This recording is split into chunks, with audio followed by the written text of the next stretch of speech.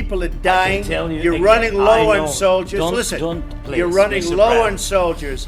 It would be a damn good thing. Mr. And then you tell us, I don't want a ceasefire. I saw a lot of people, and I want to thank you, people of the United Kingdom, such big support from the very beginning of this war. Thank you, your team.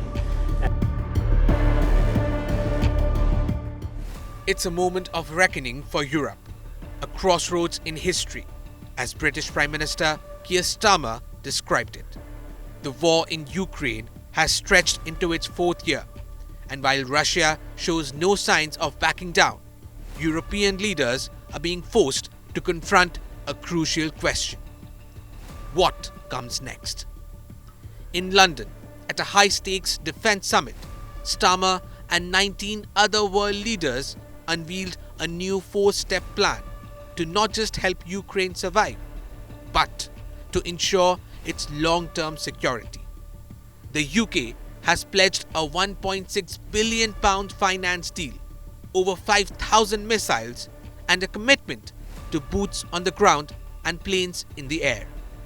But the question is, will the rest of Europe step up? A show of unity, a display of military resolve, and a promise to act. This was the message from Lancaster House, where European leaders gathered for a defining moment in the war in Ukraine.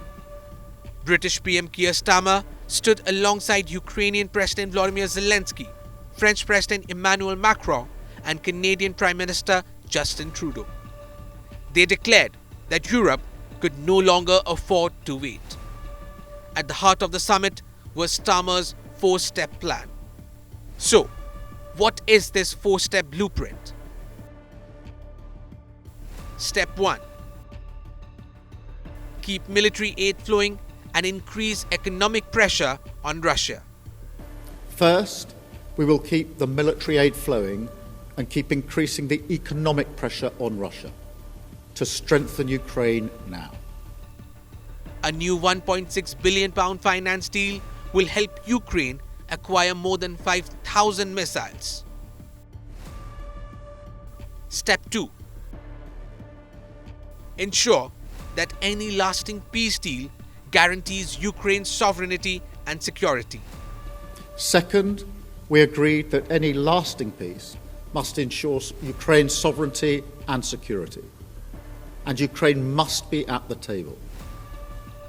Kyiv must be at the table when decisions about its future are made.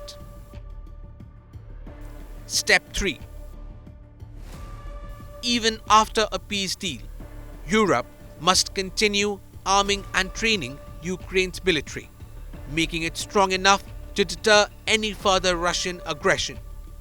Third, in the event of a peace deal, we will keep boosting Ukraine's own defensive capabilities to deter any future invasion. And step 4. Form a coalition of the willing. Fourth, we will go further to develop a coalition of the willing to defend a deal in Ukraine and to guarantee the peace. A group of nations ready to guarantee and defend Ukraine's peace deal, including potential troop and air force deployments. The last step is perhaps the most ambitious. UK has made it clear it is ready to back this plan with action. Given that this summit comes just days after Zelensky's tense exchange with Donald Trump in Washington, which led to him cutting his US visit short. But the question now arises, will Europe follow through? And more importantly, will the coalition of the willing have enough support to counter Russian aggression? As Starmer puts it, this is the moment to step up. Whether the world rises to the challenge remains to be seen. Bureau Report, India Today Global.